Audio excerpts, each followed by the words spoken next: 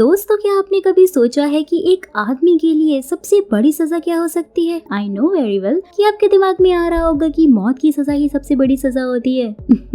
लेकिन क्या आपको पता है कि मौत की सजा देने के कितने सारे तरीके होते हैं? ये सिर्फ फांसी नहीं होती है, क्योंकि पुराने समय में ऐसी कई सजाओं के बारे में उल्लेख मिलते हैं जिन्हें सुनकर आपकी रूह तक कांप जाएगी। सो इसलिए मेरी आपसे एक छोटी सी दरख्वास्त है कि अगर आप 18 साल से छोटे हैं या आपका दिल कमजोर है तो आप लाइक करने के बाद इस वीडियो को छोड़ सकते हैं। सो फटाक से स्टार्ट करते हैं बिना किसी को मौत की सजा सुनाए। टाइम में पीछे जाते हैं और उन सारी प्राचीन सजाओं के बारे में बात करते हैं जो कि लोगों को दी जाती थी। लिंची, ये वो सजा है जिसे सुनने के बाद आपके होश पूरी तरह से उड़ने वाले हैं। लिंची मेथड का यूज चाइना में होता था और इसके अंदर दोषी के शरीर को धीरे धीरे करके चाकू से काटा जाता था और उसके कान, आंख और नाक, उसकी खाल तक को चाकू की मदद से धीरे धीरे काटा जाता था। और जब 100 बार स्लाइस पूरे होते थे तब इसको रोका जाता था और कभी कभी तो 3 से 4 दिन तक भी इंसान इसमें तड़पता रहता था और एक्सट्रीम कंडीशन में कई केस में 8 दिन तक भी लग जाते थे, जिसमें कि इंसान बहुत बुरी तरह से तड़पते हुए मारा जाता था। हजारों सालों से ये लोग दोषी को इस तरह की सजाएं देते आए हैं और अब जाकर 1905 में ये चाइना में बैन हुआ था। रेड टॉर्चर यानी कि चूहा यातना। दोस्तों, चूहे की प्रवृत्ति होती है कि जब उस पर दबाव डाला जाता है तो वो यहाँ वहाँ भागने की संभव कोशिश करता है और इस बात का यूज करके पुराने समय में रेड टॉर्चर नाम की सजा काफी मशहूर हुआ करती थी, जिसमें हफ्तों तक पहले तो चूहे को भूखा रखा जाता था और उसके बाद जिस दोषी को सजा देने वाली होती थी वो लोग उसके हाथ पैर बांधकर उसे बेड पे लिटा देते थे, जिसके बाद लोहे की बाल्टी में उन्हीं चूहों को डालकर छोड़ दिया जाता था। फिर वो लोग बाल्टी के ऊपर गर्म कोयला रखते थे, जिससे कि दबाव में आकर चूहे यहाँ वहाँ दौड़कर बाहर निकलने का तरीका सोचने लग जाते थे। लेकिन जब उन्हें बाहर का रास्ता मिलता ही नहीं था तो वो मुलायम शरीर को देखकर अपने नीचे ही कुतरना शुरू कर देते थे। वो धीरे धीरे उस दोषी के शरीर को कुतर कुतर कर बाहर निकलना शुरू कर देते थे और दोषी की बहुत ही बेरहमी से दर्दनाक तरीके से तड़प तड़प कर मौत हो जाती थी। ब्रेजर बुल, ये एक ऐसा तरीका होता था जिसमें ब्रॉन्ज को एक बड़े से बुल की शेप में बनवाया जाता था और उसके बीच में वो खुल भी सकता था। उसके अंदर दोषी को डालकर उसके नीचे से आग लगाई जाती थी, जिसके बाद वो धीरे धीरे बुल का टेम्परेचर बढ़ता जाता था और अंदर बैठा दोषी धीरे धीरे बेरहमी से जिंदा ही पिघलता रहता था और उसकी मौत हो जाती थी। और गाइस, इस बुल के मुंह को इस तरह से डिजाइन किया गया था कि जब इंसान अंदर से चीखेगा तो उसकी आवाज बुल की आवाज जैसे ही निकलेगी, जिसे सुनकर उसको बनवाने वाला राजा बहुत ही खुश होता था।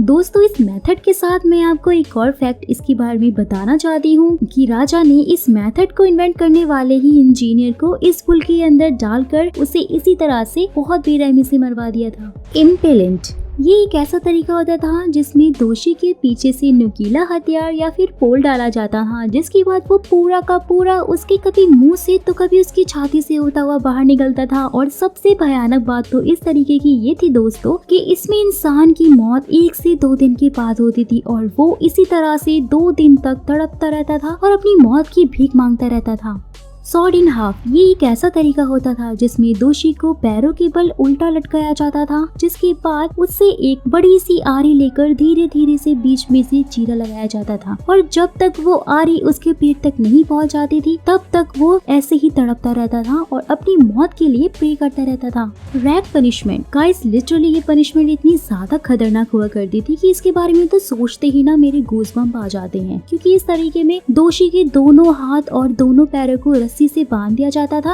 और उसे एक मशीन में फिट कर दिया जाता था। दोषी को चारों तरफ से उसके हाथ और पैर बहुत बुरी तरह से खींचे जाते थे और ज्यादातर इस मेथड का यूज इंटरोगेशन के वक्त किया जाता था। दोस्तों, यहाँ मैं आपको बता दूं कि वर्ल्ड वॉर 1 के खत्म होने के बाद भी कई सारी इंफॉर्मेशन इस तरह से ही निकलवाई जाती थी और ये तरीका कितना ज्यादा खतरनाक था ये आप देख ही सकते हैं। बर्निंग एट द स्टेक, ये तरीका इन सारे तरीकों में से सबसे ज्यादा फेमस था और इसको आपने बहुत सारी मूवीज में भी देखा ही होगा, जिसमें दोषी को एक ऊंचे से लकड़ी के खंभे से बांध दिया जाता था और नीचे से आग चला दी जाती थी, जिसकी लपटें धीरे धीरे करके ऊपर की तरफ आती थी और वो दोषी के शरीर को धीरे धीरे करके चलाने लग जाती थी, जिससे तड़प तड़प कर बुरी तरह से कुछ ही घंटों में दोषी की मौत हो जाती थी। द पेलरी, ये एक ऐसा खतरनाक तरीका होता था जिसमें एक ऐसी मशीन बनाई जाती थी, उसमें इंसान और उसकी कलाइयों को इसके अंदर डाल दिया जाता था, जिसके बाद जल्लाद ऊपर से ब्लेड को रिलीज करता था, जिससे ब्लेड सीधा जाकर बहुत तेजी से दोषी का गला धड़ से अलग कर देता था। सो दोस्तों चलिए फटाक से अब बात कर लेते हैं हमारी लिस्ट में वन ऑफ द डेडलिस्ट तरीके की, जिसका नाम है ब्रेकिंग व्हील। और इस तरीके में दोषी को एक पहिए के आकार वाली मशीन से बांध दिया जाता था, जिसके बाद उस पहिए को घुमा घुमा कर एक एक करके दोषी को बिना मारे ही उसकी सारी हड्डियों को तोड़ा जाता था, जिसके बाद उस दोषी को जिंदा ही गाँव के बाहर फेंक दिया जाता था, जिससे कि 3 से 4 दिन के बाद ही तड़प तड़प कर दर्दनाक तरीके से उसकी मौत हो जाती थी। और गाइस ये तरीका ज्यादातर फ्रांस और इटली में यूज किया जाता था। स्पेनिश डंकी, ये इतना ज्यादा खतरनाक तरीका होता था कि इसमें दोषी को निर्वस्त्र करके एक ट्रायंगल के शेप में बने लकड़ी के पैने हिस्से पर बैठा दिया जाता था, जिसके बाद उसके पैरों में धीरे धीरे वजन बढ़ाना शुरू करते थे ये लोग, और जिससे कि वो आदमी नीचे की तरफ खींचता चला जाता था और वो बीच में से धीरे धीरे करके कटने लग जाता था। जल्लाद वजन तब तक बढ़ाते थे गाइस जब तक कि दोषी बीच में से पूरी तरह से कट नहीं जाता, और इस तरीके से दोषी को काफी समय तक यातना देने के बाद मुक्ति मिलती थी, जो कि असल में कुछ और नहीं बल्कि खतरनाक मौत होती थी।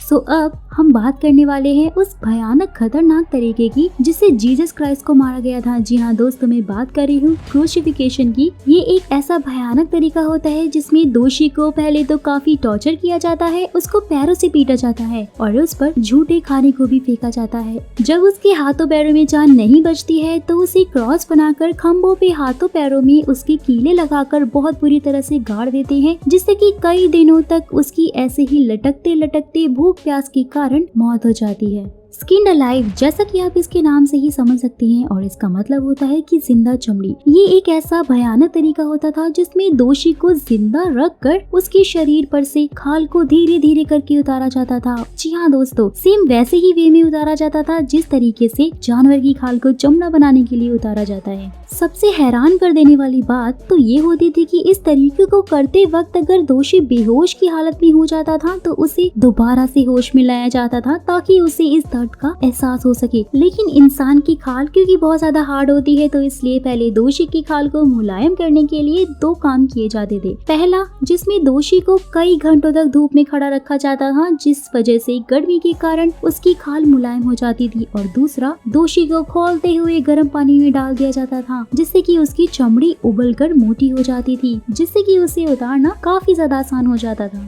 सो चलिए फटाक से बात कर लेते हैं मेरी लिस्ट के नंबर 1 मौत के तरीके की, जो मुझे इतना ज्यादा यूनिक लगा था कि मैंने इसको नंबर 1 पे रखा था, और इसका नाम है एस्केपिज्म। ये एक ऐसा तरीका होता है जिसमें इंसान को खूब सारा दूध में शहद डालकर पिलाया जाता है, जिसके बाद उसे एक रस्सी से बांधकर एक नाव में छोड़ देते हैं। वो नाव के अंदर भी बहुत सारा दूध और शहद डाल दिया जाता है और उसके ऊपर एक नाव को ढक दिया जाता है। शहद और दूध पीने के कारण दोषी को बहुत बुरा वाला डायरिया हो जाता है, जिसके बाद उसके शरीर पर लगा हुआ शहद में भी धीरे धीरे से कीड़े मकोड़े आके लग जाते हैं और चींटियां भी आ जाती हैं और धीरे धीरे करके उस इंसान को खाने लग जाती हैं, और कई दिनों के बाद दर्द से कर्रा कर्रा कर दोषी की बुरी तरह से दर्दनाक मौत हो जाती है। सो गाइस, ये थे हमारे 13 सबसे दर्दनाक तरीके जिनको इस्तेमाल करके पुराने समय में लोगों को मौत दी जाती थी। सो अब आपको इनमें से कौन सा तरीका सबसे आसान और कौन सा तरीका सबसे ज्यादा खतरनाक लगा है, वो आप मुझे कमेंट बॉक्स में कमेंट करके जरूर बताइएगा। साथ ही ऐसे इंटरेस्टिंग फैक्ट्स और जानने के लिए फटाक से मेरे चैनल को भी सब्सक्राइब कर दीजिएगा।